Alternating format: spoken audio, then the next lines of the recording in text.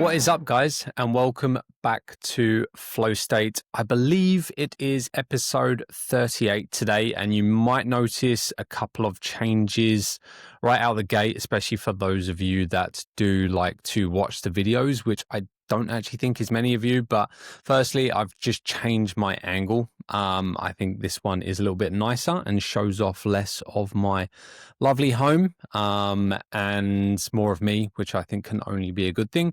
And second, it is just me today. And this kind of comes with a bit of a disclaimer. Obviously, it is end of the year and coming up to Christmas time for everyone, Adam and myself included.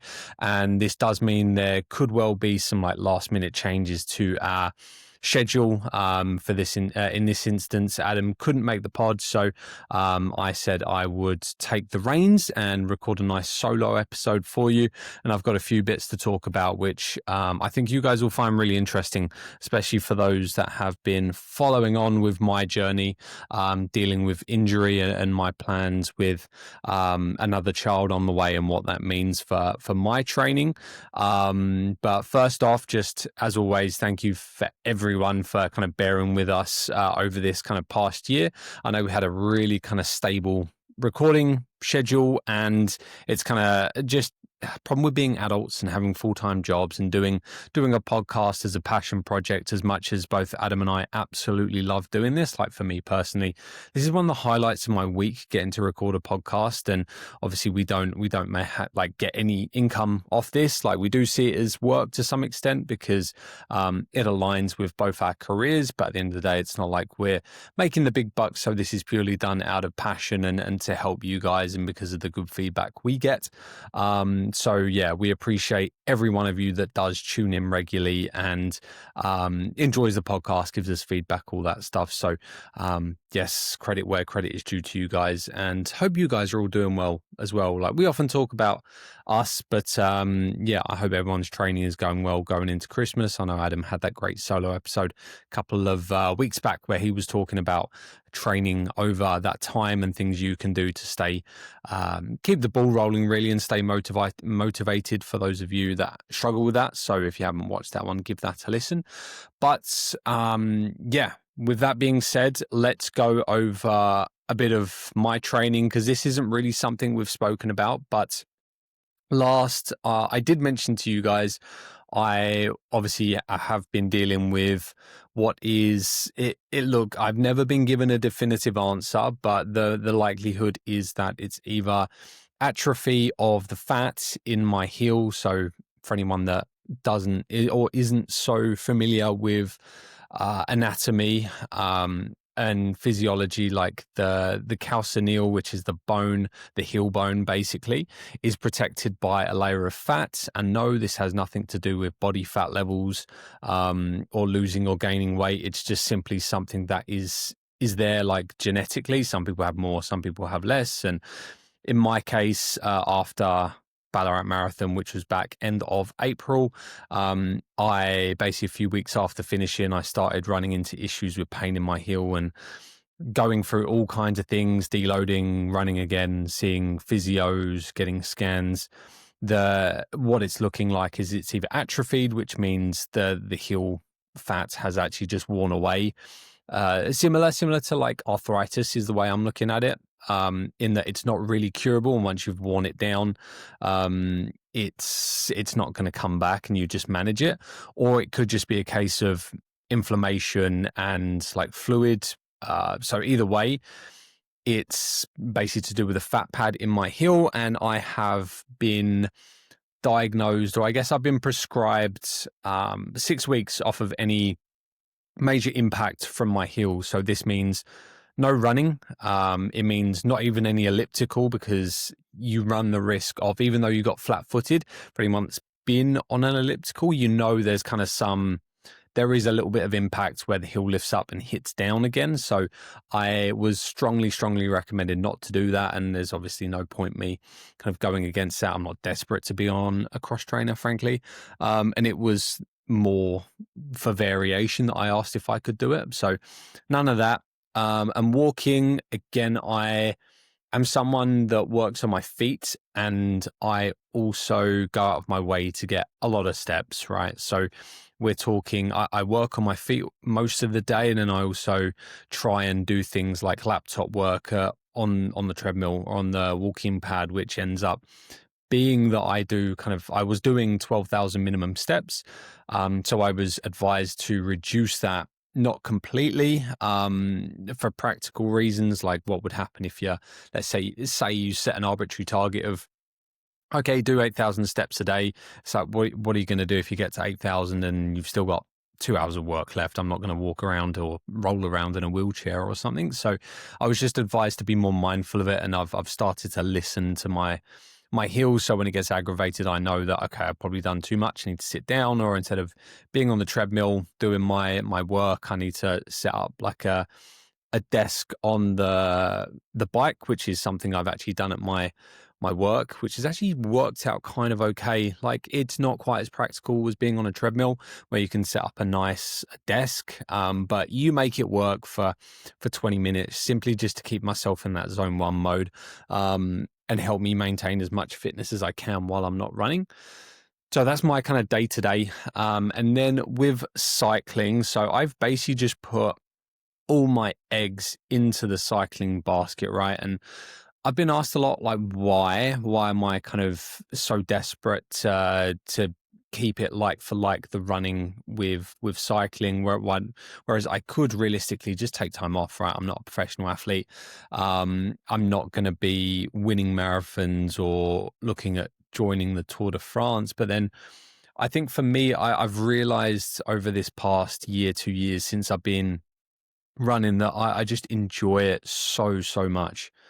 Like, yes, I try not to let it become completely my identity. And I don't think my identity is someone that necessarily like trains all day, but my identity or my values are that I'm someone that believes that we should be moving all the time. And if you feel good and enjoy moving, then I'm okay with that being my identity. So to an extent, that is true. And so my aim has been to maintain as much of, if not all of, my fitness by being on the bike.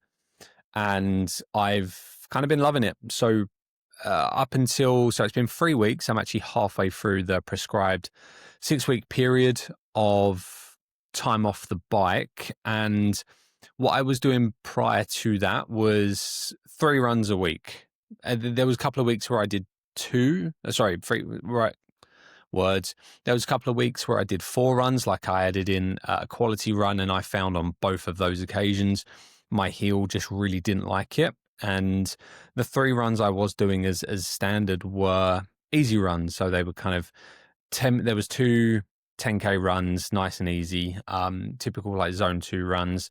And my third run was a longer kind of zone 3 run, whereas more of a steady run, just because I enjoyed turning up the pace. And that was where I would a couple of times I went out with my friend Scott, who was on the pod about a month or so ago. And I loved that. And that was my training in terms of running. And it wasn't making my heel worse. Like, it wasn't getting better for sure, but it wasn't making it worse. And it was livable, right? I was aware of it, but I wasn't getting to the point where I couldn't walk or couldn't stand. And yeah, it was only when I added a 4th run in on a couple of occasions that was like too much. And I was like, okay, clearly this isn't getting better. I need to go down the next avenue of seeing that sports doctor. And so obviously he was like, look, hard cut off. Let's go down to no running, no elliptical, and you're fine to go on the bike or swim. And I did consider swimming, but I think just from a practical sense, I'd have to find a pool. I'd have to learn how to swim, which is Adam's thing at the moment. And as much as I would, like, I'd happily do that. It's just I don't have time, right? I've got a bike at work that does the job if I need to train at work, or for the most part, what I've been doing is actually working or making my work schedule work around my Zwift setup at home. And again, I'm so fortunate in that I do have a Wahoo Kicker bike, which is a fantastic bit of kit, right? So for anyone that doesn't know, because we've spoken about this a lot in recent weeks, but I appreciate not everyone tunes into every episode. But what I've done is I was loaned, it's not mine, but I was loaned a kicker bike. So normally what the Wahoo system is it's almost like a little stand, like a small kind of 1 foot by 1 foot stand that you clip your actual bike into. So you replace the rear wheel with this Wahoo device, and it basically just turns your bike into an indoor trainer. And that's called the Wahoo Kicker Core. We have nothing to do with Wahoo. I'm using them a lot, but they're just kind of the industry standard. But whereas what they did for people that don't have actual bikes, such as me, is they created an indoor trainer that is, for all intents and purposes, a bike. It's got kind of good gearing system. So it shifts like an actual road bike, very professional. It's got drop handles like an actual road bike, and it's has an incline and decline. So when I attach it to Zwift and am doing a stage or a course or whatever, if I ride uphill, my bike will change incline and allow me to feel like I'm going uphill, and vice versa for downhill. So it very much kind of stimulates actual cycling as close as you can while being indoor, and it is fantastic. And I'm very sad to think that one day I will have to give this thing back. And the guy that gave it to me, I actually spoke to him the other day and was talking about it, and he was just saying, like, man, in one ride, pretty much at this point, it gets more use than he ever put into it. So it seems a shame, but it's one of those things where I'll have had it by the time he wants it back. I'll have probably had it for a year and a half, if not 2 years. And I'd be very tempted to put in an offer, because these things are about kind of 6,000 Australian dollars. But obviously it's kind of devalued somewhat with me using it. I might be like, look, man, this is what I can offer you.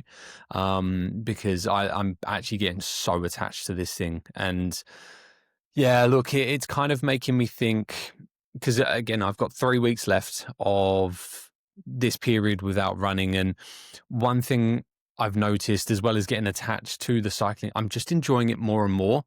Like you'd have thought, because at the moment I spend probably 12 to 15 hours riding, most of them on Zwift, and that is a long time. That's normally what kind of let's say good amateur cyclists do when they've got an outdoor bike, right? But I'm finding I can do that indoors without any issues, and so I really think I'm taking to cycling. And realistically, I've been a better cyclist in the past than I have a runner. Like, I went through a period where I was at university, probably about a decade ago, where I did have a bike, and I was going out kind of 4 or 5 times a week and riding in Richmond Park in London, which is a fantastic place for cycling, might I add. Like, wonderful, wonderful place. And if you're ever going to London, not even, to be honest, you don't even have to cycle it. Just kind of go for a drive, go for a walk. It's fantastic. You've got like wild deer, wild stag just walking around willy-nilly.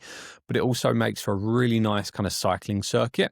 And so what I used to do while I was at university and had like more spare time around study, especially in my like earlier years, I didn't actually study that much. But what I'd do is I would cycle from where I was staying or where I was living in Ealing in West London. And I think it was probably about 10, 15K from Richmond Park off the top of my head. Like, it'd take me 20, 25 minutes to ride there.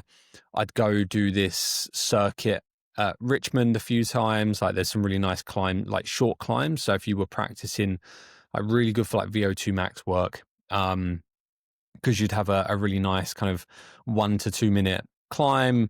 You could then turn around, go back down, do it again, and then there was some like nice stretches of just straights where you could do more kind of aerobic intervals. It was great fun.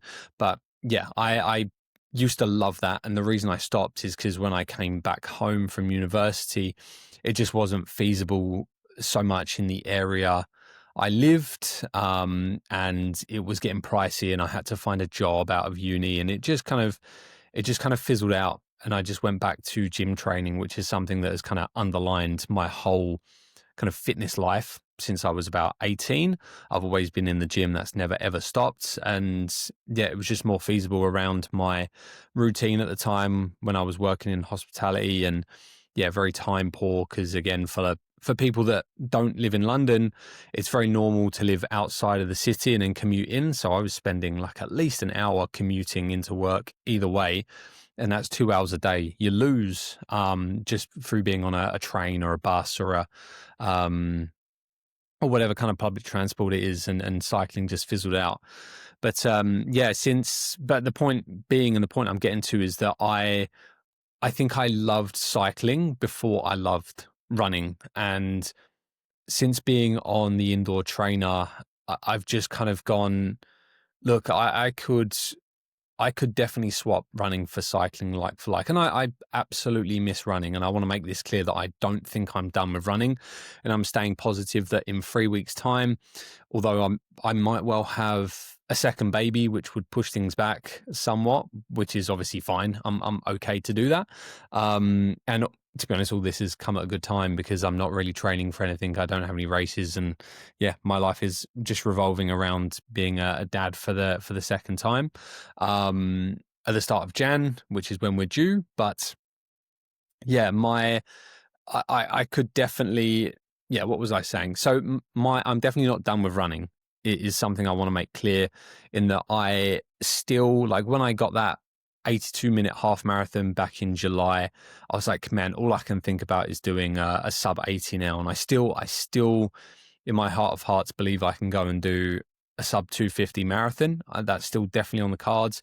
I don't really care for like the 10K distance or the 5K distance. Like, I don't have any major goals on those fronts, but the fact I've never raced the 10K is still playing on the back of my mind. So I'm staying positive that when I go back to the doctor and I'm able to kind of reassess, that there might be some running on the cards. Like, at the moment, I think halfway through, I'm trying not to be too negative, but I don't feel like there's a huge amount of difference. But then again, this is something I've been dealing with since May of this year, so I'm not sure how much is psychological.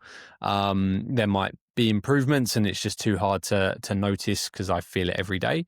But yeah, one thing I have been thinking about quite strongly is do I look into investing in a road bike going forward, to like potentially be a backup plan for if the running doesn't really take off again. And I think, like, there's a couple of things that are stopping me. The first and most obvious one is obviously cost. Like, oh man, bikes. We like, running is expensive in that you chew through shoes like it's going out of fashion, and they're only making these shoes more expensive, man. Like, last I checked, you could get a pair of Alpha Fly 3s for kind of in the 350 range. Now they're kind of bringing out these new colors, and they're bringing out the Kipchoge versions, and they're going up to like 380 or 400, man. And God, that adds up. Like, that adds up, man. If like, realistically, you do one marathon in a pair of race shoes, they're basically done for racing, or that they say they're done for racing. Like, you wouldn't really want to do too many, like more than 2 big races in a pair of these things.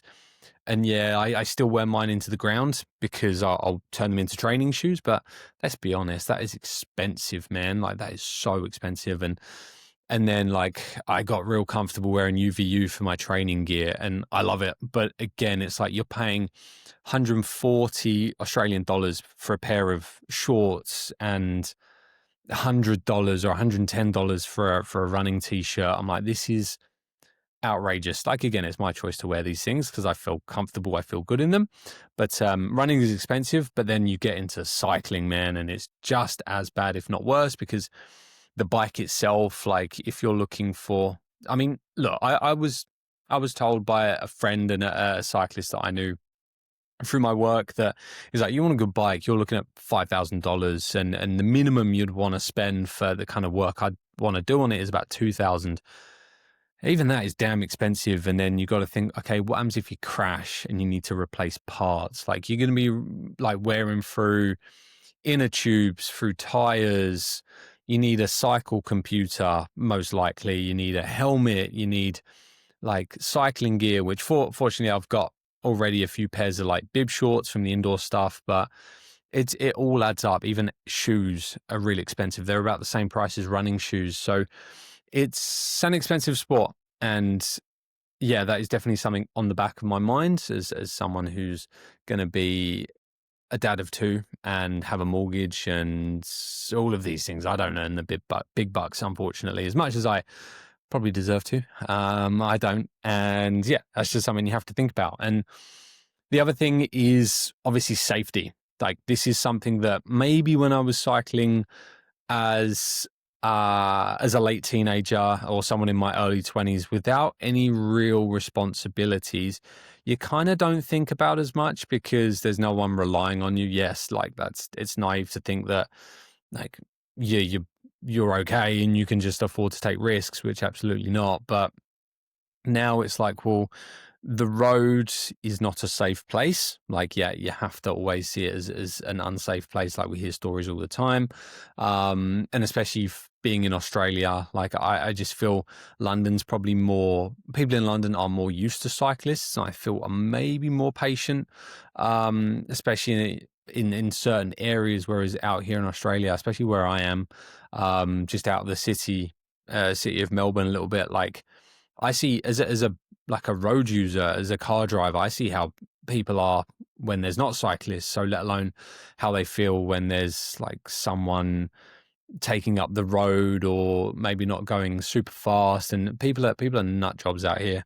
And I would probably only feel safe riding in a group, which obviously comes with limitations as well. So, but it is just something I think about now because, yeah, I've got kids, I've got a partner.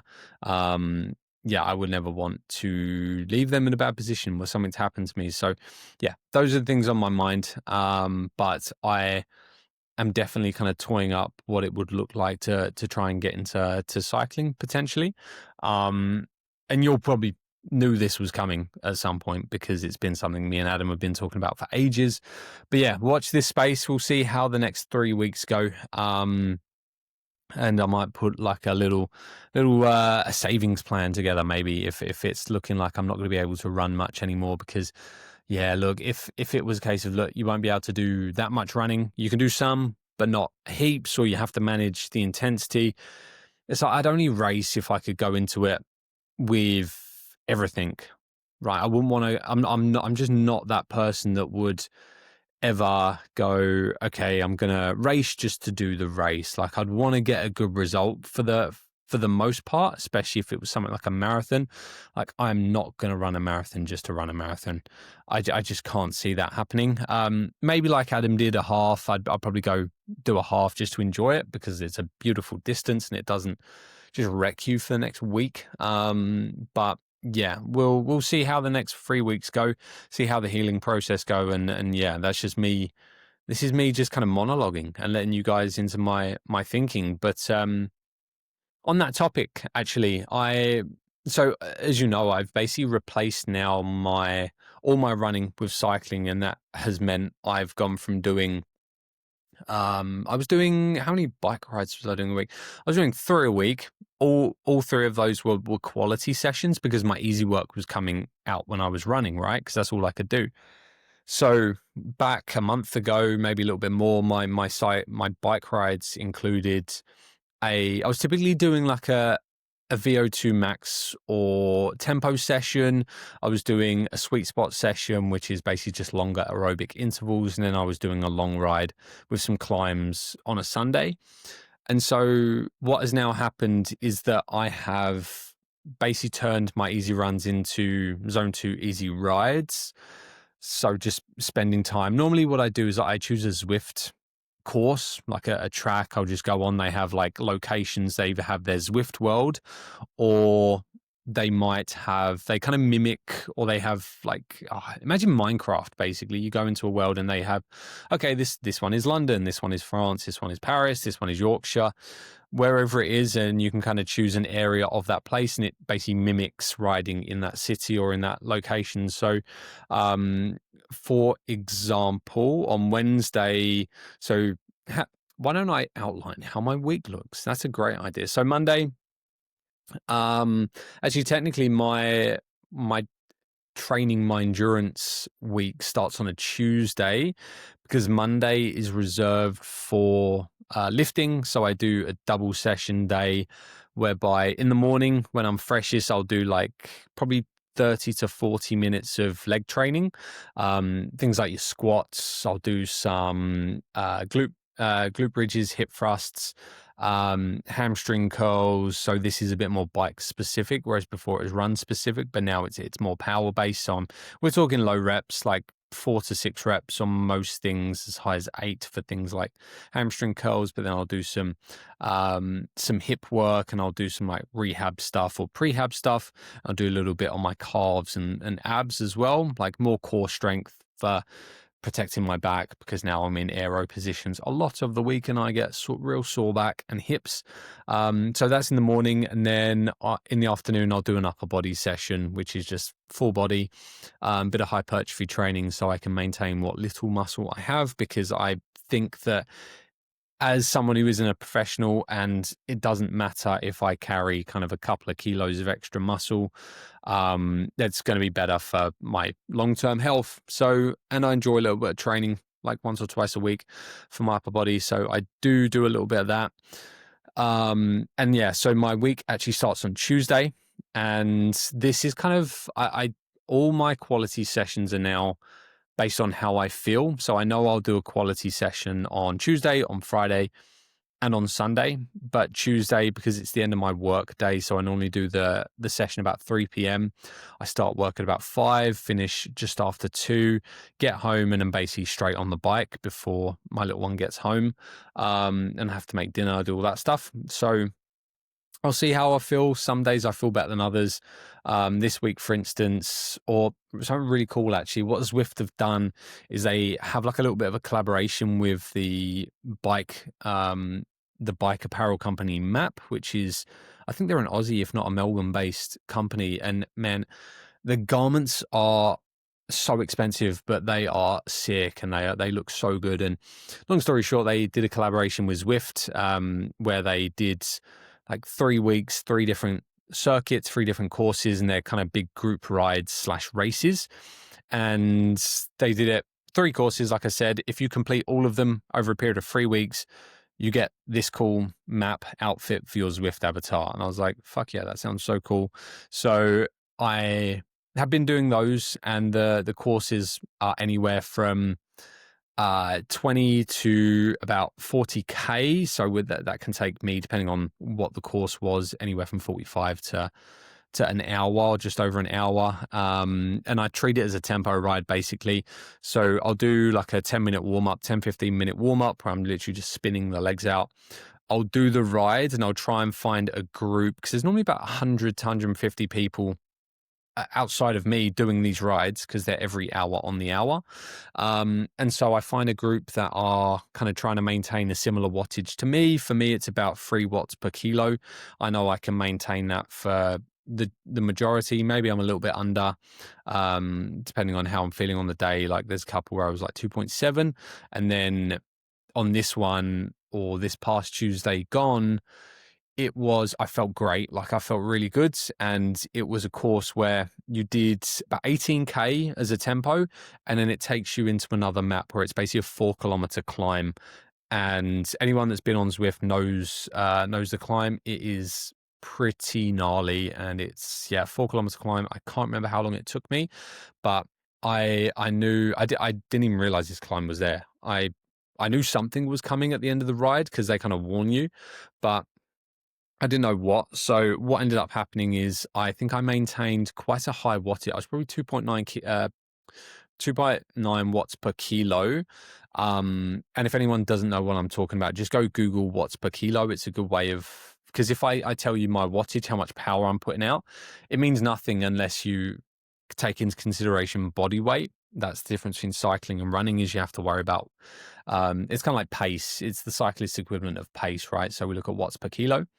So this is, it was basically a tempo run for the first, or tempo ride for the first half an hour. Then it takes you to the climb, and I had no idea how long it would take me. I was just like, let's just kind of go. I'll keep an eye on my heart rate. and I will just manage it based on feel. And so I found my kind of aerobic heart rate, which for me is about 160 to 162. I got there, and I just made sure that I didn't go too high beyond that. And it worked out that watching my heart rate, my wattage stayed around the kind of 3 watts per kilo mark and was keeping me at my kind of my threshold. So I knew that if I were to push any harder, my heart rate will probably end up going into the high 160s and even 170s, which isn't sustainable for that long for me, and it would just wipe me out. So I was like, okay, I'll just keep under that. And I think I finished the course. There was 136 people. I finished 36th, which I was pretty happy with. And I finished strong, which I was even happier about. Like, it wasn't something where I was dead by the end of it. I was just like, yeah, I've got a bit of push here. I can gain some places, and I got this sick kit, man. It's so cool. Yeah, check out MAP as a company. They're really cool. MAP MAP. Yeah, sick. And so yeah, then what day does it say? Friday today. So on Wednesday morning, I pushed back my kind of work day to allow me to get up early and do like a zone 2 ride, just a recovery ride, because having that the night before is quite a lot. I wouldn't want to do any quality work. So I just get on the bike, choose a course, and stay in zone 2 for 90 minutes. And that ends up being the distance it ends up being. Like, I'm not worried about much else. It's more just time spinning the legs and watching the heart rate. So heart rate doesn't even go into 130. It probably stays between 110 and 129 for the majority. And that's really comfortable. And I basically get off feeling better. It's the equivalent of running at like a 5:10 pace or a 5:20 pace, just where you shouldn't finish it going, man, I've used up all my energy. You should finish it feeling like, yeah, I almost feel better after that. I know Adam mentioned doing those kind of runs last week, or keeping his heart rate in those kind of zones. So yeah, that's typically what I do on a Wednesday now. And then yesterday, Thursday, so this is a day where I can't afford to do any training at home. I just don't have the time. Oh, I should say, I don't know if I'll mention it now. I'll mention it in a sec. So Wednesday, I also ended up having a sauna and ice bath contrast therapy session in the afternoon, which was fucking lovely. And I'll come back to that in a second, because that's something I've been doing a lot more of recently. But yeah, then on Thursday, we just have like a little trainer, a bike trainer, and there's no cycle computer. There's no clip-in pedals. It's kind of standard kind of mountain bike pedals. So it's not super comfortable, but I just treat it as a heat session at the moment, to take off any take away as much of the mechanical tension and damage as I can, while still getting my heart rate up. So what I do is I rug up a little bit, like I put a few layers on, turn off any fans. Like, I never train with fans anyway. But I just basically use it as an opportunity to get 60 minutes, like spinning the legs out, getting the heart rate up without having to push that hard. So I'm not adding any more fatigue into my legs. And it's just my heart that's doing a little bit of extra work, while getting in some heat training as well, which is something I've been doing loosely over the past month, now that it's getting a bit warmer in Australia and I am trying to maintain fitness. And yeah, so I just try and keep my heart rate around 130. I might do a couple of like little intervals to get the heart rate up if it's stuck at 120. Then I kind of just maintain, watch some YouTube, listen to a podcast, whatever it is. And then again, I finished that one with a bit of a sore bum, because my Zwift bike has a proper road seat and it's actually quite comfortable, and I can sit on that for ages. But this one, it's not quite as aerodynamic. It's actually thicker, which is less comfortable, so because it puts more impact on your ass. So I get a sore bum from that one, but it's only an hour, it's fine. I get it done. And then today, Friday, what I do is, normally I'm doing the session after work. Today I have annual leave to do some personal stuff. But typically what I'll do is a sweet spot session. So this is kind of like a longer aerobic session. So I'm spending, if you saw my stories, today was probably the session I've done most. So it's basically ends up being about an hour and a half all up. I did some extra afterwards just to like spin the legs out. But the session, the way it works is you do a ramp up warm up. So you just kind of slowly increase your wattage to get some blood flowing.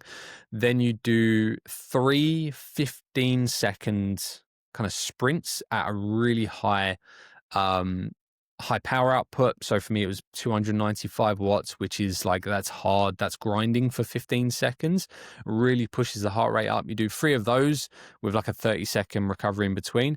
And then after the third, you go straight into a 15-minute sweet spot interval at, it's 3 watts per kilo for me. So that was about 190 watts, which was something I definitely couldn't do a couple of months back. And you basically do that kind of 3 times, and it is quite challenging, but it kind of should feel like you're able to do more. You shouldn't finish the reps, those 15-minute intervals, dying.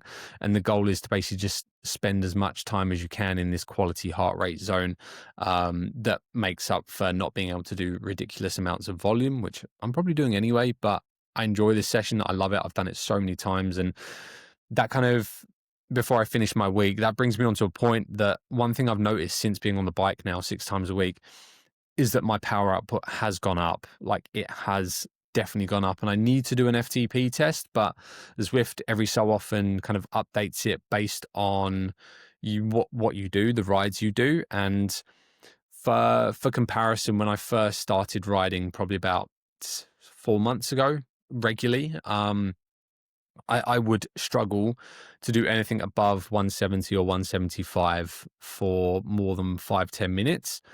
Now I'm getting to the point where I can do 190 watts times 190 watts for 15 minutes times 3 with the sprints beforehand and feel relatively comfortable. And yes, my heart rate did go up, and I wouldn't say I'm ready to increase it any further, but I wasn't able to do that 3 months ago. So and I've noticed that with this extra volume, I'm a lot stronger on the bike.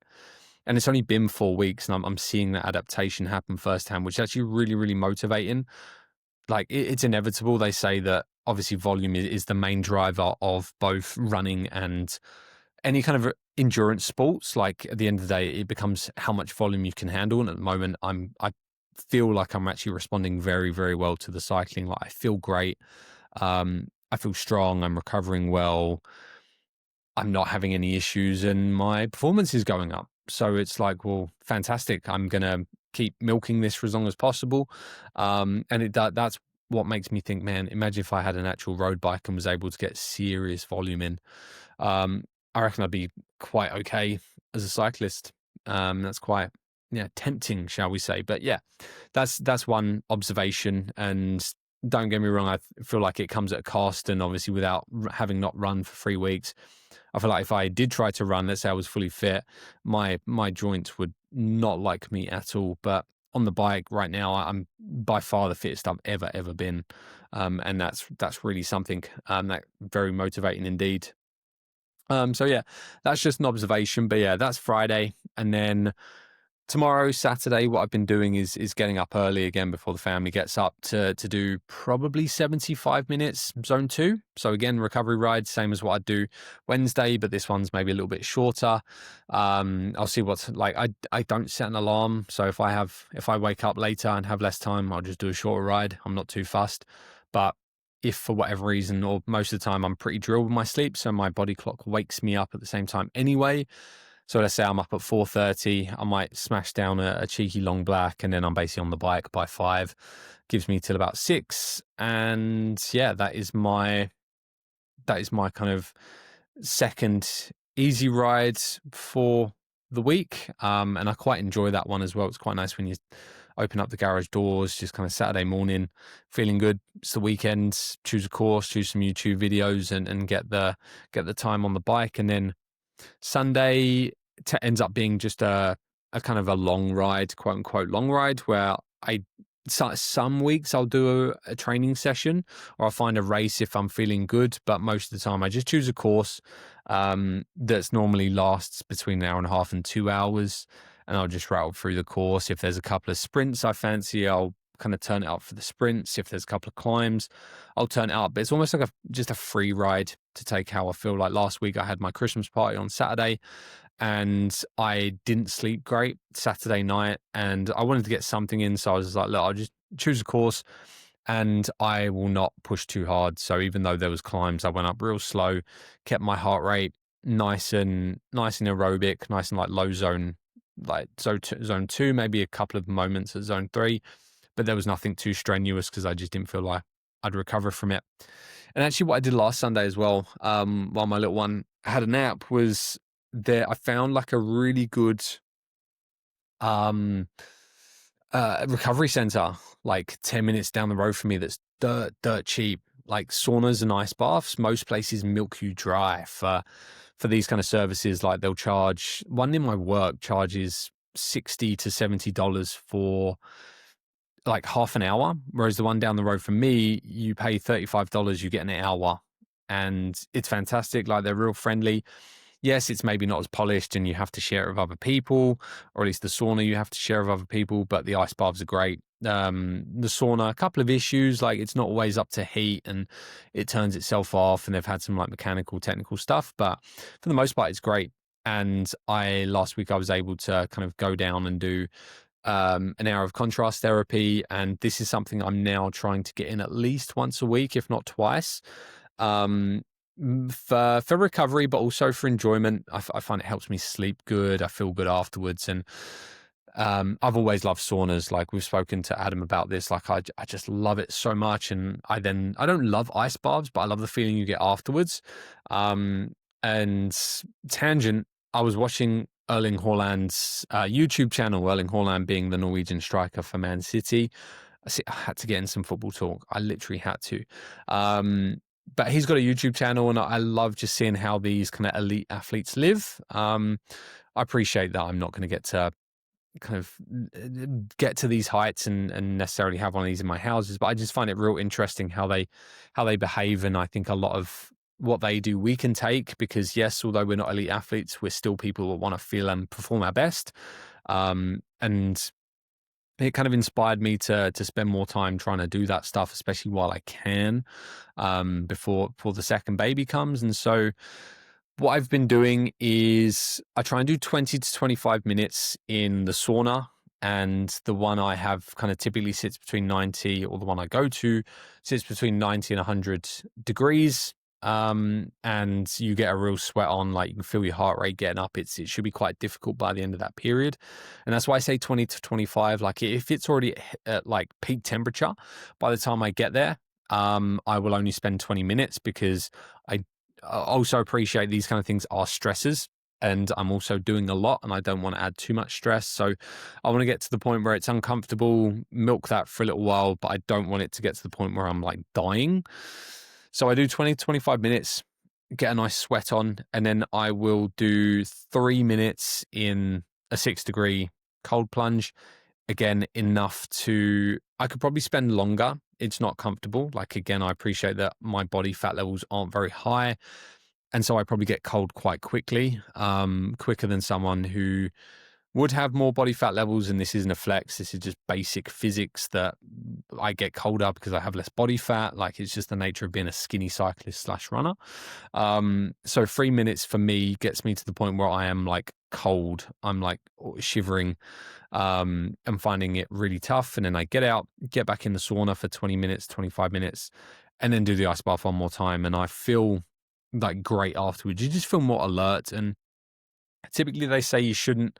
I like finishing on ice baths, because I feel like that's how the body goes into like a period of rewarming, which is beneficial in ways. Like I don't have the studies off the top of my head. And to be honest, a lot of the studies to do with cold plunge and sauna are very anecdotal, and they're not that complete. Like there's not significant amount of research to suggest that it helps you sleep better or feel better, but anecdotally it does. And I enjoy these things, and there is little bits to do with like obviously the anti-inflammatory benefits. And as long as you don't do it right after like resistance training or particularly hard interval sessions where you're taxing the muscles, like you can afford to have that anti-inflammation.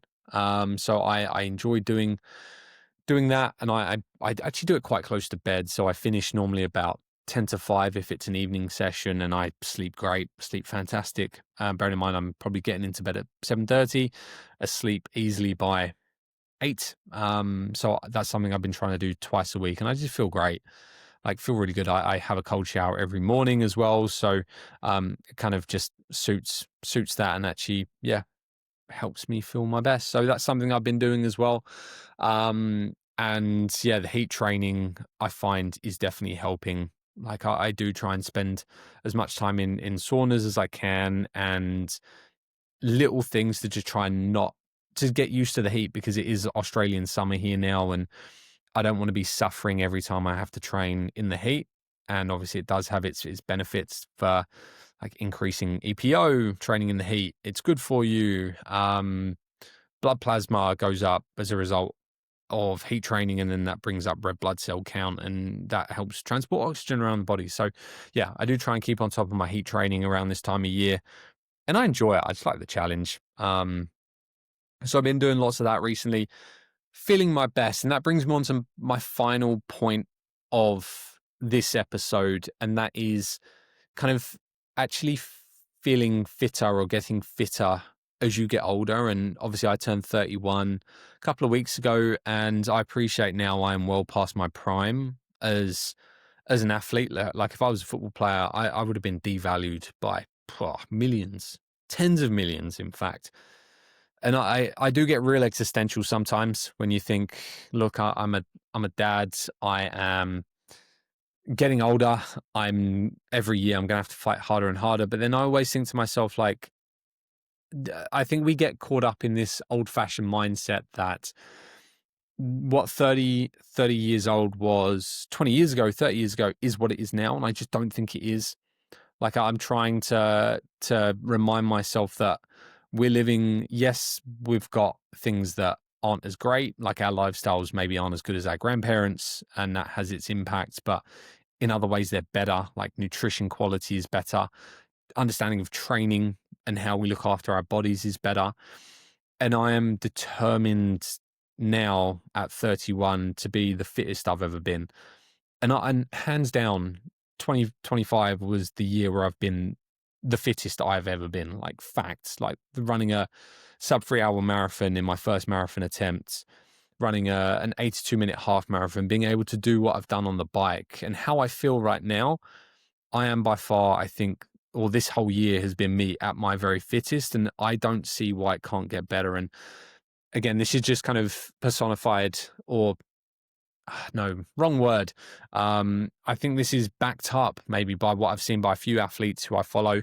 Victor Smungs from Runners FM, he's nearly 40, and he's someone that started running in his early 30s and is now kind of looking to go to world champs as a 10K runner, and is trying to like win marathons, like kind of smaller level marathons. And I'm like, man, that's what I want at 40. At 40, I want to be fitter than I am now at 31. And that is my plan.